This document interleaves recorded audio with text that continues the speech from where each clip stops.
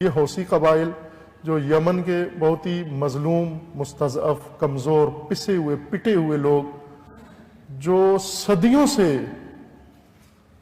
غلامانہ زندگی بسر کر رہے تھے، محرومیت کی زندگی، ابھی بھی ان کے حلیے اور شکلیں آپ دیکھتے ہوں گے، آج کل میڈیا میں آ رہے ہیں، یہ ان کی تصویریں دیکھتے ہوں گے کہ یہ جنگجو پاؤں میں جوتا نہیں ہے، تن پہ آدھا لباس ہے، اس کے آدھے تن پہ لباس ہے، اور جولیدہ سر اور یہ بوریا نشین، یہ اپنی حیثیت کے دفاع کے لیے، اپنے ملک کے دفاع کے لیے، اپنے حق کے حصول کے لیے انہوں نے قیام کیا کہ ہمیں تو اس طرح یہ پہاڑوں کے اندر غاروں میں ہی دبا کے رکھیں گے۔ اور جب سے آل سعود 1932 سے آل سعود نے سرزمین حجاز پر قبضہ کیا، اور تب سے اب تک حوثیوں کو انہوں نے ایک دن بھی چین سے رہنے نہیں دیا۔ مطلقہ یمنیوں کے ساتھ ان کی شدید دشمنی رہی ہے، اہل یمن کے ساتھ، اور اہل یمن میں بھی حوثی قبائل کے ساتھ ان کی دشمنی رہی ہے، اور اس دشمنی کا ایک بڑی وجہ ان کا شیعہ ہونا تھا، ہرچند اثنا عشری نہیں تھے، لیکن عنوان شیعہ ان کے اوپر تھا، اس وجہ سے انہوں نے ان کے ساتھ بھرپور دشمنی کی۔ ان کے وہم و گمان میں نہیں تھا کہ وہ قبیلہ جس کو ہم نے غاروں میں بند کر دیا، پہاڑوں میں بند کر دیا، اور جو زندگی کی ابتدائی ضروریات سے محروم ہے، چپل نہیں دیے جس کو، یہ ایک دن اٹھ کے ان طاغوتوں کے اور ان خبیثوں کے خلاف قیام کریں گے، یہ ان کے وہم و گمان میں نہیں تھا۔ لیکن جس طرح امام خمینی نے فرمایا کہ یہ صدی مستضعفین کی صدی ہے، اور یہ اسلام کے غلبے کی صدی ہے، اور یہ مستکبرین کے نابودی کی صدی ہے، اور یہ طاغوتوں کی رسوائی کی صدی ہے، اور یہ وعدہ ہے خدا کا، اللہ تعالیٰ نے وعدہ دیا ہے کہ میں ان برہنہ سر اور برہنہ پا لوگوں کے ذریعے سے، ان کے ذریعے سے طاغوتوں کو صفحہ ہستی سے محو کر دوں گا، اور یہ امامت کے درجے پر پہنچیں گے، اور وہ وعدے خدا کے سچے ہو رہے ہیں الحمدللہ۔ انہوں نے مداخلت رکھی، یمن کو اپنا ایک مستعمرہ بنا کر رکھا۔ یمن تیل پیدا کرنے والا ملک ہے، لیکن اتنا غریب۔ سعودیہ بھی تیل پیدا کرنے والا ملک ہے، لیکن دونوں تیل پیدا کرنے والے ملک، ان کی دیکھیں آپ حیثیت، ملک، ترقی، کتنا فرق ہے، اور کیوں ہے یہ؟ انہوں نے ان کو ہمیشہ دبا کے رکھا، یمن کو اپنا ایک مستعمرہ، یعنی یوں سمجھے کہ جس طرح یہاں اسلام آباد میں اور باقی شہروں میں بنگلے ہوتے ہیں، کوٹھیاں ہوتی ہیں، بڑا پوش علاقہ ہوتا ہے جہاں پر امیر کبیر لوگ، سرمایہ دار لوگ رہتے ہیں، اسی بیچ میں کسی ندی میں، نالے میں، جنگل میں ایک کچی بستی ہوتی ہے، جھگی والے رہ رہے ہوتے ہیں۔ مثلا آپ ماڈل ٹاؤن میں جائیں، وہاں آپ کو انہی بنگلوں کے اندر اسلامی جھگیاں بھی نظر آئیں گی۔ وہ حیران ہوتا ہے آدمی کہ اتنے مہنگے مکان، یہاں کروڑوں اربوں روپے کے مکانات کے اندر ہی جھگی والا کیوں رہ رہا ہے، جھگی بستی کیوں ہے؟ چونکہ جھگی بستی بنگلے کی صفائی کے لیے، بنگلے کے کام کے لیے، بنگلے کے سروس کے لیے ضروری ہے۔ اگر جھگی نہ ہو تو بنگلہ صاف ستھرا نہیں رہتا۔ انہوں نے یمن کو جھگی بستی بنا کے رکھا، جھگیوں کی آبادی میں تبدیل کیا، تاکہ یہ جھگی آبادی سعودیہ کی خدمت کرے، ان کے روڈ صاف کرے، ان کے ٹوائلٹ صاف کرے، ان کے جھاڑو دے، ان کی بنگی کا کام کرے۔ ایک قوم چاہیے تھی ان کو اپنی خدمات کے لیے، اس طرح سے ان کو دبا کے رکھا، سرکوب کر کے رکھا انہوں نے۔ لیکن آج ان کے اندر شعور پیدا ہوا، آگاہی پیدا ہوئی، جرأت پیدا ہوئی، اظہار وجود کیا، اور پسی ہوئی قوم اس نے قیام کیا، قیام کر کے انہونی بات کر دکھائی۔ جو پہاڑوں سے باہر نہیں آتے تھے، جنگلوں سے، صحراؤں سے، آج دارالخلافہ میں آ کر اپنا وجود ثابت کیا۔ بہرکیف یمن کے اندر ان کا حق ہے باقی یمنیوں کی طرح، تمام اہل یمن کا یمن پر حق ہے، وہاں جو بھی رہتا ہو، حوثی رہتا ہو یا تمیمی رہتا ہو یا کوئی اور قبیلہ رہتا ہو، ان کا حق ہے یمن پر، سنی ہو، شیعہ ہو، کرسچین ہو، جو بھی اہل یمن ہے یمن پہ حق رکھتا ہے، اپنا ملک ہے اس کا، جس طرح اہل پاکستان کو پاکستان پہ حق بنتا ہے۔ لیکن یہ انہیں تحمل نہیں کہ یہ یمنی طبقہ میدان میں آئے اور اس کو کوئی شخصیت یا حیثیت ملے۔ اس کے لیے عہد کیا ہوا انہوں نے کہ اس کو ہم نے سر اٹھانے نہیں دینا۔ پہلے دھمکاتے رہے ان کو ڈراتے رہے، للچایا بھی انہوں نے، پہلے بہت لالچ دی کہ آپ کو، ان کے لیڈرز کو لالچ دی کہ آپ کو ہم سعودیہ کے اندر یہ سہولتیں دیتے ہیں، بعضوں کو بلا کے دی بھی ہیں سعودیہ کے اندر، ان کو بلا کر بعض لوگوں کو لالچ دی اور ان کی لیڈرشپ کو بھی لالچ دی، آپ کو سعودیہ کے اندر ہم یہ سہولتیں دیتے ہیں، ریاض میں، مکہ میں، مدینہ میں، جہاں چاہو آپ کو یہ سہولتیں دیتے ہیں، بڑے بڑے مکانات بنا کے دیتے ہیں، آپ کو نوکر چاکر ایک شہنشاہانہ زندگی بسر کرو۔ ان کی بات میں نہیں آئے، پھر اس کے بعد ان کے اوپر دباؤ ڈالنا شروع کیا، اور اب ان پر حملہ شروع کیا، اہل یمن پر، ان کے اندرونی معاملہ میں مداخلت کی اور کہا کہ انہوں نے ہمیں دعوت دی ہے وہاں کی حکومت نے۔ عبد الرب منصور ہادی جو انہی کی ایما پر صدر بنا ان کا، اور ایک ایجنٹ کے طور پر رول ادا کر رہا تھا، جسے ملت یمن نہیں مانتی تھی۔ ابھی بھی یمن کی فوج کا بڑا حصہ حوثی قبائل کے ساتھ ہے، حوثی اور یمن کی فوج ایک ساتھ ہیں۔ سابقہ پریزیڈنٹ عبداللہ صالح وہ بھی حوثیوں کا حامی اور فوج کا حامی ہے۔ وہاں پر داعش اور القاعدہ یہ سعودی عرب کی فورس ہے۔ یہ آپ کے ذہن میں ہے کہ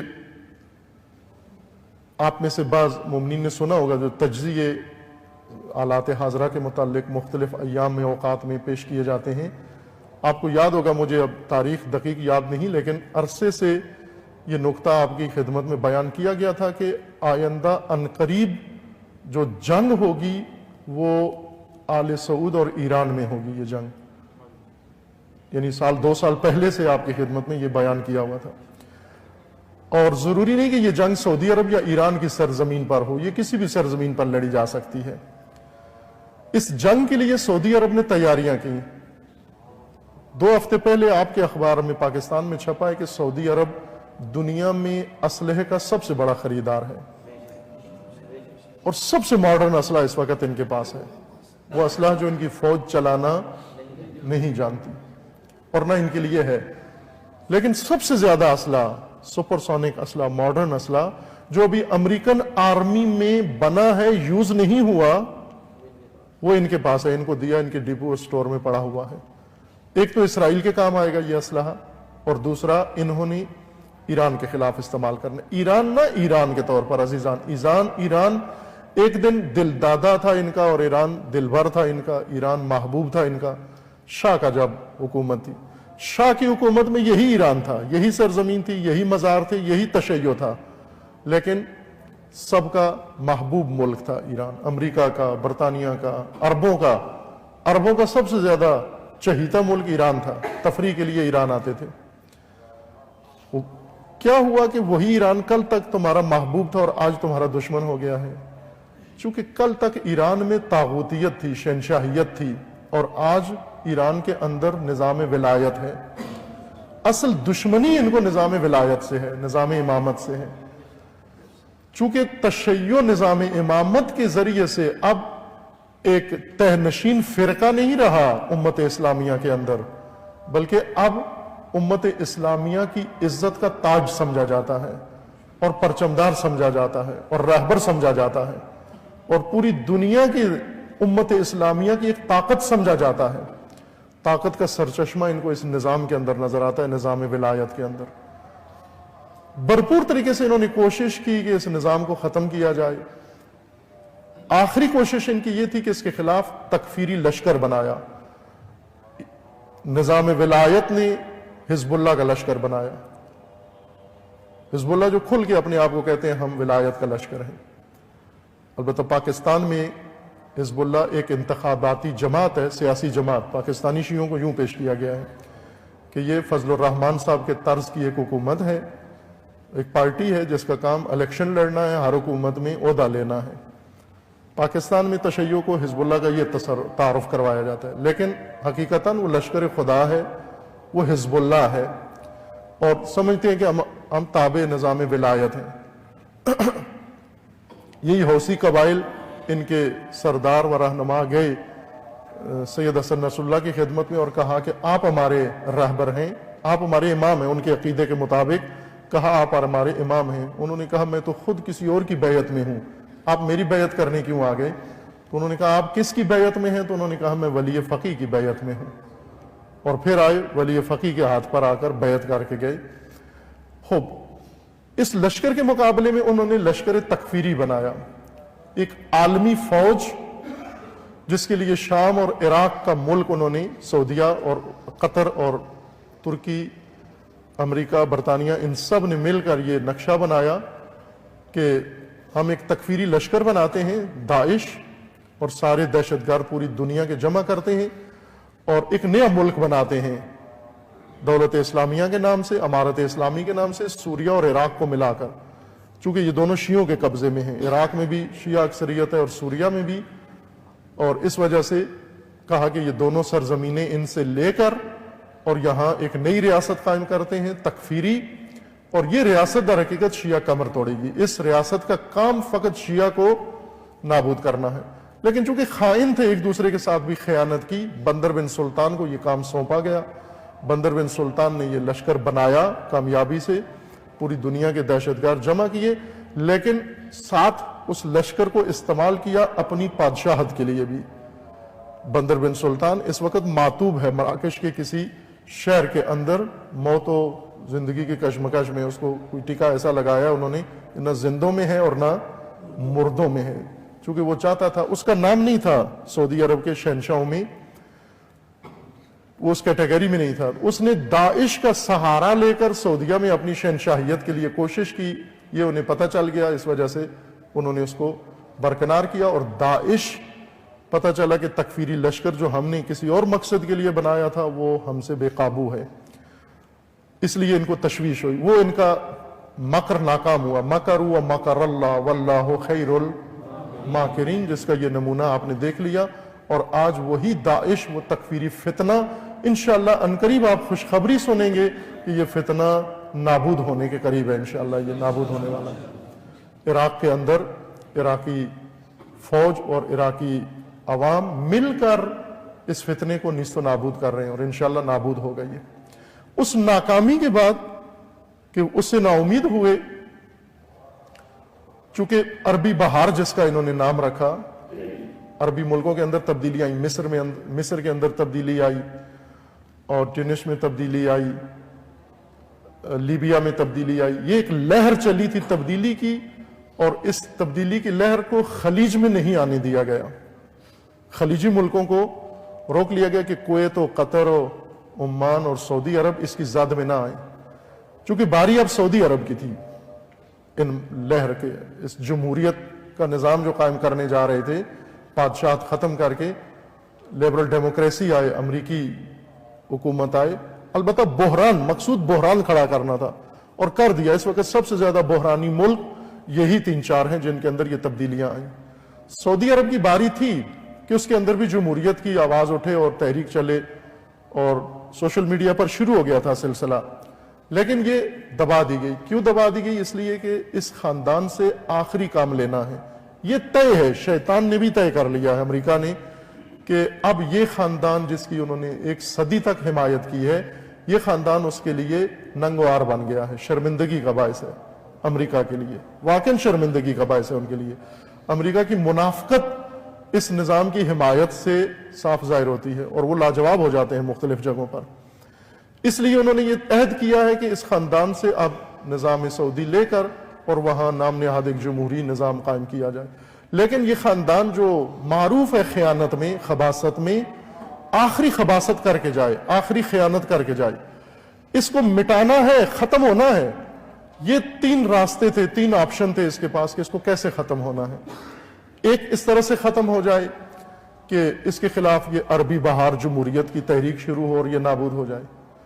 ایک یہ کہ نہ، یہ کسی جنگ میں ختم ہو، اور اس طرح سے ختم ہو کہ یہ بھی ختم ہو جائے اور ہمارا اصلی دشمن بھی ختم ہو جائے. یعنی اس سے آخری نبرد کروائی جائے. اس آخری نبرد میں دونوں ختم ہو جائیں، اور دونوں کے خاتمے کے بعد یہ پورا مشرق وسطیٰ امریکہ کے لیے اور یورپیوں کے لیے بالکل فری ہو جائے، صہیونسٹوں کے لیے فری ہو جائے. وہ آخری دشمن کون ہے؟ شیعہ اور ایران اور یہ نظام ولایت. اس نظام کے ساتھ الجھانے کے لیے انہوں نے یہ ذخیرہ سنبھال کے رکھا، اتنا ڈپو بنایا، یہ خاندان بنایا، اس کی سپورٹ کی. اور خصوصیت میں یہی جمعے میں کہا تھا کہ یہ شخص جو ابھی بادشاہ بنا ہے یہ در حقیقت تمام فتنوں کی جڑ تھا. پہلا بادشاہ ان کا، اس کو لیبرل کہا جاتا تھا، سیکولر کہا جاتا تھا. یہ سیکولر نہیں ہے سلمان، یہ انتہائی خبیث انسان ہے، اور اس نے تمام فتنے عراق کے اندر اسی کے سرمایہ لگا ہوا ہے، پاکستان کے فتنوں میں اسی کا ہاتھ ہے. فوج بنانا بندر بن سلطان کا کام تھا، لیکن اس کے پیچھے ثروت اسی شخص کی اور اس شخص کی پلاننگ تھی. اب یہ خود بادشاہ ہے اور اس نے آ کر وہ مرحلہ جس کے لیے اسے تیار کیا گیا تھا آمادہ کر کے کھڑا کیا ہوا ہے کہ یہ نبرد شروع کرے. اشارہ کیا تھا میں نے اس گفتگو میں بھی کہ یہ ایک نبرد ہوگی. ان کے گمان میں انہوں نے یہ نبرد اس لیے چھیڑنی ہے تاکہ یہ دونوں اس جنگ میں الجھیں گے اور دونوں ہی ختم ہو جائیں گے، اور دونوں کا خاتمہ یہ اس کے نفع میں ہے، امریکہ کے نفع میں ہے. کہ ایک تو شیعہ مرکز سے جان چھوٹ جائے گی اس کی، ان کے شیطانی مکر کے فریب کے مطابق، اور دوسرا یہ آل سعود جو ان کے گلے میں ایک ننگ کا ہار بن گئے ہیں، ان سے بھی جان چھوٹ جائے گی. اور یہ نبرد ظاہر سی بات ہے کہ اگر یہ نبرد ہوتی ہے، انہوں نے دیکھ لیا کہ داعش ناقابل تسخیر لشکر وحشت انہوں نے بنایا، لیکن یہ لشکر وحشت مومنین کے سامنے ایک مکڑی کا جال ثابت ہوا جب مومنین اس کے سامنے آئے. امریکہ نے 60 ملکوں کا ایک الائنس بنایا ان کے خلاف اور ان پر حملے کیے تاکہ ان کی اور اہمیت بڑھے. یہ پتہ چلے کہ یہ داعش بہت مضبوط ہے اور 60 ملکوں کے لشکر سے بھی قابو میں نہیں آ رہا، لیکن آخرکار بصرے کے مومنین کے ہاتھوں ذلیل ہو گیا یہ وہ لشکر. جس طرح سید مقاومت نے فرمایا تھا، یہ اسرائیل جیسے تم سمجھتے ہو 6 ارب ملک شکست نہیں دے سکے، یہ مکڑی کے جال سے بھی زیادہ کمزور ہے، یہ ضعیف ہے. یہ ان کے حساب کے مطابق کہ یہ آل سعود یہ کارنامہ کر پائیں گے، اب یا شام میں کریں یا عراق میں کریں یا یمن میں کریں، یہ نبرد، اور اس نبرد میں یہ نتیجہ حاصل ہو. لیکن جیسا اشارہ کیا کہ مکروا ومکر اللہ واللہ خیر الماکرین، خدا کا بھی ارادہ ہے کہ یہ شجرہ خبیثہ محو ہو، اور اللہ کا ارادہ ہے کہ یہ مستضعفین کے ہاتھوں محو ہو. اور مستضعف ترین طبقہ اس وقت پورے عرب خطے کے اندر یہ یمنی حوثی قبائل ہیں. ان سے زیادہ مستضعف ابھی عرب دنیا میں موجود نہیں ہے. ان سے زیادہ مستضعف پاکستان میں ہی ملے گا، آپ کو کہیں اور نہیں ملے گا. اور یہ مستضعفین انہوں نے قیام کیا ہے. لیکن اس میں ہمیں پھر یوں لگ رہا ہے جیسے بیانات آ رہے ہیں کہ ایک دفعہ پھر یہ فضلہ خور، غربی فضلہ کھانے والے، عربی فضلہ کھانے والے، یہ پھر ایک دفعہ فضلے کا حق ادا کرنا چاہ رہے ہیں. ویسے تو کہتے ہیں انسان کو نمک شناس ہونا چاہیے، نمک کھا کر نمک کا حق ادا کرنا چاہیے، لیکن یہ تو محاورہ نہیں کہ فضلہ کھا کر فضلے کا حق بھی ادا کرنا چاہیے. اگر تمہیں عربی ملک فضلہ دیتے ہیں، اپنا کھاتے ہو تم، تو کہیں نہیں لکھا ہوا کہ اس کا حق ادا کرو، خوب نوش جان کرو، کھاؤ ان کے ڈالر اور ریال، لیکن حماقت نہ کرو. اپنے ملک کو تباہی کی طرف مت لے کر جاؤ. پہلے ایک حماقت کی ہے، 30 سال سے اس کو کنٹرول کرنے کی کوشش کر رہے ہو، تم سے قابو نہیں ہو رہی. اب جو حماقت کرو گے تو جو سرنوشت آل سعود کی ہوگی وہ تمہاری بھی ساتھ ہوگی، اور ان کا ٹھکانہ خدا نے جہنم بنایا ہے. تو اپنی دم اس شجرہ خبیثہ سے نہ باندھو، اس ملت کو دنیا کے سامنے رسوا نہ کرو، شرمندہ نہ کرو. پاکستان کو پہلے ہی بہت بدنام کر دیا ہے تم نے پوری دنیا میں، اس سے زیادہ اس ملک کی بے حرمتی نہ کرو. کتنی شرمندگی کی بات ہوگی پاکستان کے لیے کہ پاکستانی فوج کرائے پہ جائے اور جا کر بیان دے کہ ہم سعودی سالمیت کے لیے لڑیں گے. ہم سعودی سالمیت نہیں، اس وقت تو سعودیہ تجاوز کر رہا ہے، حملہ کر رہا ہے، ایک دوسرے ملک کے اوپر حملہ کر رہا ہے.